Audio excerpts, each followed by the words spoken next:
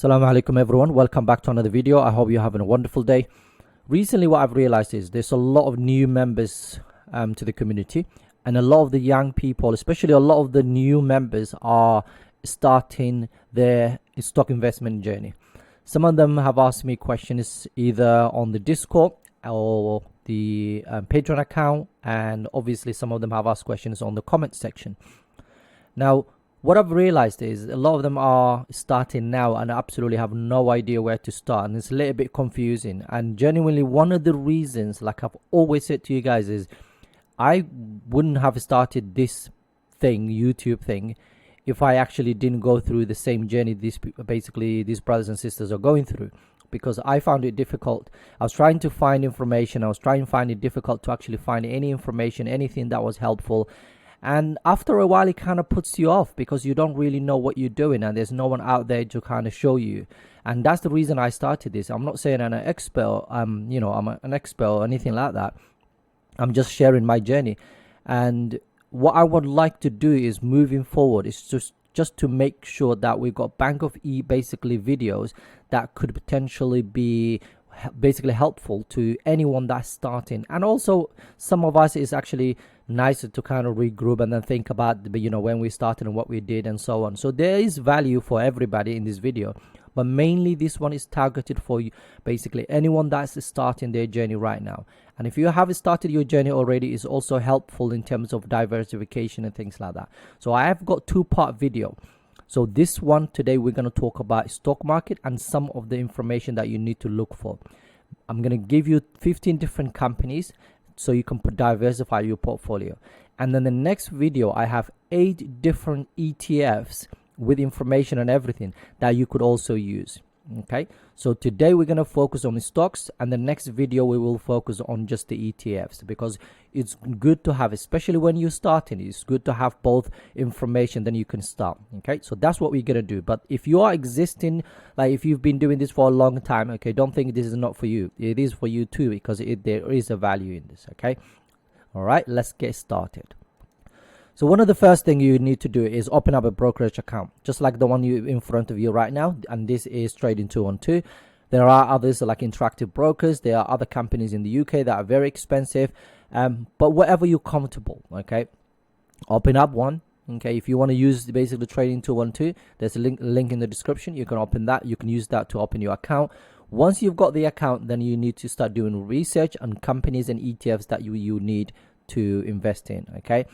So how does this thing work? The Trading 212, for example, the Trading 212, you can actually add up to however much you want. But God forbid, if anything happens to the company, right? The UK government has set 85,000 basically pounds in compensation. So for example, if anything happens to this portfolio right now, so this company, and I say my money was this much, I will get it back straight away. Anything above 85 is a little bit risky, but because that's the minimum you will get from the basically the brokerage account, and that government guarantees. These companies, that they're not allowed, what they have to do is basically put the money, or the basically all the money that they collect from everybody into a basically a third party, like the UK government has access to that. They can't just have access to it on their own, kind of thing. So you are protected in a way, okay, up to 85,000 pounds. So that's the first thing. Once you've done that, you've got the account set up, then the next step is to look for stocks and ETFs, and that's where this video comes in. So today we're only going to focus on stocks. So I'm going to show you a couple of things to look for, but the most important thing for you is education. You really need to think about that, because if you want to be a stock picker, you're going to find so many, especially when it's still exciting and so on, people will tell you, you should buy this, you should buy this, and you end up buying a penny stocks and stocks that have no, basically are not Sharia compliant, and you start losing money, and then it kind of puts you off, and then you go away. Okay, that's something that you don't want to do. So just focus on buying quality companies. And what I would do if I were in your shoes and starting again, and this is exactly what I did, is find companies whose product you use on daily basis. Okay, there are companies, every single product that we buy from the shops, the stuff that you wear, stuff your household, like stuff you buy in your house, everything comes from one of these publicly traded companies. Okay, Look at the label, find out a bit more information, then find out if it's Sharia compliant and so on. Once you have that information, then you need to look for basic financial matrix. And I'm going to show you a couple, okay, just the basics. Say the company that you're after is Microsoft, because you've got Windows operating system, you've got loads of different products from this company, you use Microsoft Office, blah, blah, blah. And what you want to do is learn more about this company, okay? What I will do is go to websites like Seeking Alpha, okay, or Yahoo Finance or any other, click financials and click income statement. What you would like to do is to see the revenue. The revenue is money the company makes, and that is important to the company is increasing. This is going up year after year, okay? And as you can see from this graph, from 2014 to right now, as you can see by not even looking at the money side of it, you can see it's increasing every single year, and that's what you would like to see, okay? So look at the company's revenue. In order to make this money, they have to spend some money, okay? They have to spend the money. So then look at the cost of that money. So for example, Microsoft on 2023 has made $211 billion. Total revenue, total cost of that revenue. So the month of money they've invested or used to make that money was $65 billion. So they made after that. So they take home was gross profit was $146 billion. Now that's just the cost of it. But there are other costs associated, like the research and development, sales and general administration. So they have offices, they have research and development, they have other operating expenses. After they've done all of that, if you take the gross profit minus basically the total operating expenses, you will end up operating income of $88 billion. We're not done then, okay? So we paid for the stuff that we used. We paid for the offices and research and all of that stuff, the operating expenses. But now the tax man wants his cut as well. So you then have to look at all the taxes and things that the company has to pay off, okay? And then look for the net income. So the net income after all of that is $72 billion. And that's money they more or less take home. Then that goes into, some of that money goes into paying off dividends and all of that stuff. So that's the money they use to actually do all of the other stuff that the company needs to do. So if you learn those basics, so you understand, okay, this company is actually making some money, which is good. There are a couple of other things I would like you to keep an eye on, and one of those things is the free cash flow here. I'm using Yahoo Finance. If you click financials and then cash flow, you will see it growing every single year, okay? So for the last 5 years, you can see from $52 billion to 56, 65 billion, little bit decline of 59, and that's where we are now, about $59 billion. 59 billion, some companies are not even worth that much, let alone to have that sort of a cash, okay? So this is the basics that you need to look for. The other things that basically people look for is the price to free cash flow here, PE ratios, okay? Price to earnings and things like that, the EPS, earnings per share, if they have any dividends, the dividend yield. So there's loads of little things that you need to learn, but the most important thing is the financial part of it, because if the company is making enough money and their net income is actually healthy, the more likely it's a good company. And then you need to look at the valuations and basically see things like the current PE. So the PE, price to earnings, tells us how expensive roughly basically stock is.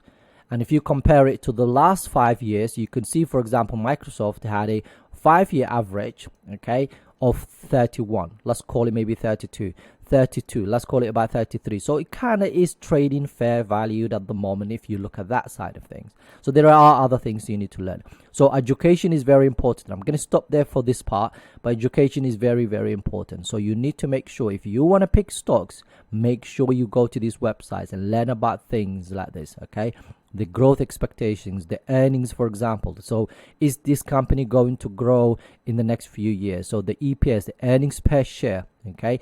What is that mean? What is that even mean? Okay, and how fast is it growing? Is it growing? Is it declining? And if it's declining, then there's an issue. The revenue side of it, okay? We're moving from $235 billion in 5 years to $388 billion according to these people. Okay, so inshallah there's a lot more to learn about that side of things, but it is really important that you just learn the basics first if you want to pick stocks. Final thing is the not recommendations, but 5 stocks that you could potentially start for the defensive stock. And I've got another one for basically another 10 stocks that I'm going to share with you guys today. So you might want to say, you know what, I want to have 60% stocks and then I'm going to have 40% ETFs. So ETFs I'm going to show you in the next video. Today I'm going to only share with you the stock side of it. So these are stocks that grow about 2% to 10% every single year. So about 2%, this will be like moderate. Okay, so you got a company like Procter & Gamble. Procter & Gamble is actually one of the companies. If you ever used the Head & Shoulders, if you used any toothpaste and all of that stuff, this company makes those kind of products. Now we know it. Every time you go to Tesco, Asda, whatever, their product is there and you can pick up from the shelf. This company right now is expected to grow their earnings about 7% next 5 years, every single year for the next 5 years, and that's estimate. That's estimation. That's not like set for like forever. So that could change anytime. Right now, they seem a bit expensive. This comes from Morningstar, a website called Morningstar, and the fairly valued is about $129 per share. Unilever is another one. You buy their products every single day, every time you go to this camp, basically. Especially if you live, I think in the UK, and I'm sure they are obviously in US and so, like Dove or all the other products that you buy that basically you use to shower and whatever, this company makes them. So this is the US version of the ticker, UL. The other one is slightly different. 7% expected to grow about 7% for the next 5 years, and then it's basically discounted right now about 9%. $57 per share is basically where it should be. Again, another company whose product we know is J&J. J&J is basically, right now they did a spin-off, but before then, every baby stuff that we buy, okay, all the paper powders and all of that stuff, okay, Listerines and all of these things, this company makes it. So again, it's easy to understand their product. They have a pharmaceutical section, they have a consumer section as well, so the stuff that I've just said, but they're expected to grow about 4%. Again, like I said, 2% to 10% as these companies grow normally. Okay, 6% premium at the moment, $164 per share. Another company that most people don't think about is Thermo Fisher Scientific. In order for J&J to do this product in terms of the science, all the pharmaceutical products, they need a product that this company creates. We don't know, but in the science world, this is basically a very well-known company. They expect it to grow about 7% this year, and they're 9% discounted right now. $600 per share is where the price should be on their fair value. Okay, this is the company that makes Oreos. Okay, it's simple as that. Okay, again, it's a kind of defensive stock. Most people will want to buy their product. Defensive meaning no matter what happens, even if we're in recession, these companies will sell their product. Okay, 9% basically expected to grow about 9%. At the moment, it's 16% premium, is $192 per share is where the price should be. So these are the basically up to 10% growers. So the next one that we need to look at is this. And these are the fast growers. This is your Microsoft, is your Texas Instrument, the Palo Altos, the Visas, the Intuit. Every single one of these companies has a product that basically we more or less use, or companies that we work for or whatever use it. So Microsoft is discounted at the moment. Texas Instrument, they actually have a loads of chips that they make. It's kind of discounted right now. Palo Alto, basically cybersecurity companies.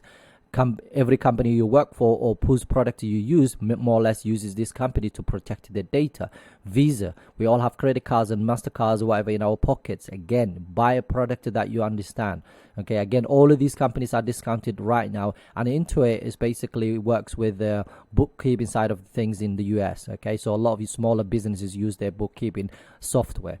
So it's easy to understand their products in these companies, and all of them are right now discounted.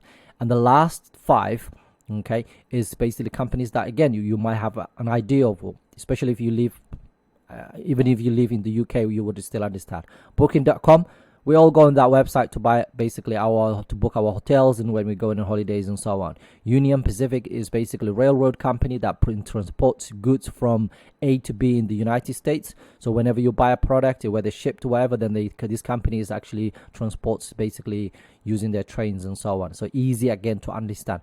Waste Management is a company that collects garbage and then recycles and does all the recycling side of things. Easy to understand the product, but you just need to make sure you learn about the company and find it one when it's undervalued and so on. Nike, you're probably wearing Nike shoes, trainers, whatever you want to call them, okay? And Starbucks, most companies, most countries do have Starbucks right now, and is a very well-known company. Again, this is not a recommendation, so you can see some of these companies are overvalued and so on. Do your own research, but this is the type of portfolio you want to build. You want to have some defensive stocks, you want to have some fast growers, and you want to have some cyclicals whose business might change. Cyclicals basically means the business can basically want. For example, if the economy is amazing, everyone goes on holidays and travels, whatever. If the economy is terrible, no one is going to go on holidays, no one is going to buy Nike shoes for 100 something pounds, and no one is going to go to Starbucks. That's what cyclicals mean. So the business, when there's a boom, they do really well. When there's a boom, then they do okay. So their business fluctuates. So the revenue could be up and down kind of thing. Whereas the fast growers is kind of trajectory is actually higher up. Whereas these companies here, you get your 2 to 10%. So I have another 8 ETFs coming up next in the next video. But this is hopefully should give you an idea. So step 1, open your brokerage account, add some money. Okay, do your research about these companies. Don't go to ones that have a very high commission and so on. Okay, focus on those who have lower commission, because remember when you're starting it, unless you're very wealthy, mashallah, and you want to add, I don't know, 200,000 pounds and 200,000 pounds straight away. If you're like me and you're starting small and you got like 20 pounds, 30 pounds, 100 pounds, whatever you can every single month, then go to a brokerage where you don't have to pay a lot of fees, like for example Trading 212. I'm not saying I don't have any affiliate or anything like that with Trading 212, but that's where a lot of my money is right now. Okay, I do have interactive brokers. Again, they're also good. You pay like $1 for whatever every transaction you make and so on. And if you make 3 transactions, I think a month or whatever, then you don't pay anything. So it's better than, and interactive brokers are really huge, and they have a research facilities and all of that stuff. Okay, so they're really good as well. So you got 2 options there, and obviously there are other companies as well out there. Once you've done that, then start researching about companies. Basically find out a bit more information about the companies or the ETFs that you want, and then start small and ignore the noise, and don't basically worry about what other people are doing. Someone will come to you, oh yeah, I just made 100 grand, well done, just whatever. And in order to learn about Sharia compliance side of things, an app that I use normally these days, I don't use as much as I used to use before, because I'm learning to kind of do it on my own kind of thing, is Zoya. Okay, Zoya is actually you don't have to pay for it. It will tell you if it's basically not Sharia compliant, and then you can just mind your own business and find another company. But if you want to know exactly why it's not Sharia compliant, either let me know or just basically subscribe, inshallah. Okay, I still have subscriptions, so I don't mind actually letting you know as well. So hopefully this was basically helpful to anyone that's starting, and anyone that's still thinking about whatever, start diversifying their portfolio. This is what you should be doing. Honestly, if you look at my portfolio, you will see the slow growers. Okay, you got the slow growers like the 3Ms. You'll see the high growers, ASML and so on. You'll see the 5, basically 10% to 15% growers. AstraZeneca is like 15%, whatever. So you got your high growers, you got your 2% to 10% growers, 2% to 10% growers. But also I have some ETFs in there. There's Microsoft in there. You got the Nikes, which is growing fast. You got the Palo Altos, which is growing fast. You got public storage that will grow about 5% to 10% and so on. Qualcomm's and so on. So you've got a mixture of things. I've got Visa. I've got basically Union Pacific. So a lot of the companies I've now suggested are basically in my portfolio. So, and you need to have that balance, because if I didn't, I don't think I would be in the green right now if I actually didn't have any technology or high growth right now, because a lot of my money right now is actually in these companies. Like a company like Broadcom, which is a basically high growth company, is £2,000 right now. I'm up £2,000 right now. Microsoft, I think, is like 1,000 something pounds there. Okay, you got Merck, for example, 700 whatever. So you need to have that balance, inshallah. And I'm not saying it, I can show basically that's exactly what I'm doing. So hopefully that's helpful. Right, final thing I want to show you guys. So I went to this website called Portfolio Visualizer. You can't see the whole information because it's very hard to fit into one screen. It's a bit weird website. But what I did is basically I put years, basically 2000 to 2023. Okay, I added all the stocks that we just talked about. I've given them some sort of allocation portfolio. I didn't do the weighting on the maximum weighting, whatever. I've just done the allocation for each what I want it to be out of the 100%. Then you click optimize. Okay, and then what it does for you, it kind of gives you little graphs, but the one I want to share with you guys the most is this bit here. Let me go to the bottom here. So this is the portfolio. So the top here, which you can't see, is the portfolio there, and then the last one, these two I want to compare. So the last one is the S&P 500, and the top one here is the actual portfolio. Okay, so 10 years, okay, the annualized return for every single year for the 10 years you would have made, if you made the portfolio that we just have, right, the one that we just put together, you would have made almost a 19% every single year. And the S&P 500 had it basically annualized return of 12.5%. Okay, for the 5 years it was 17.73, and this is 12, so it's beating the market. I'm not saying I'm a genius or whatever, but this kind of backdates. So if you started this portfolio 2000 and up to the 2023, this is where you will be at. And the money side of it, I think if you had invested 10,000, it assumes you invested 10,000, you would be right now the end of whatever the whole thing, you will be about 70,000 pounds. Okay, basically the whole thing. Whereas the S&P 500 would have given you 38,800, whereas this one will give you 69,149 pounds. So the annualized return for this whole portfolio was about 20%, whereas the S&P 500 will have given you about on average about 13% and so on. So these companies are, some of them are very basically the solid businesses. They're not some sort of a random company. So again, although they are companies that we know, some of them have done really well in the last 10, 15, 20 years, whatever. I'm going to stop the video there, and then I'm going to do the other video, inshallah, for the ETFs that's coming up, inshallah, next video. So hopefully you get some benefit from this, and inshallah, moving forward, we can help other brothers and sisters, like point this direction of this video, inshallah, whenever someone new comes in, inshallah. Have a wonderful day. Assalamu Alaikum.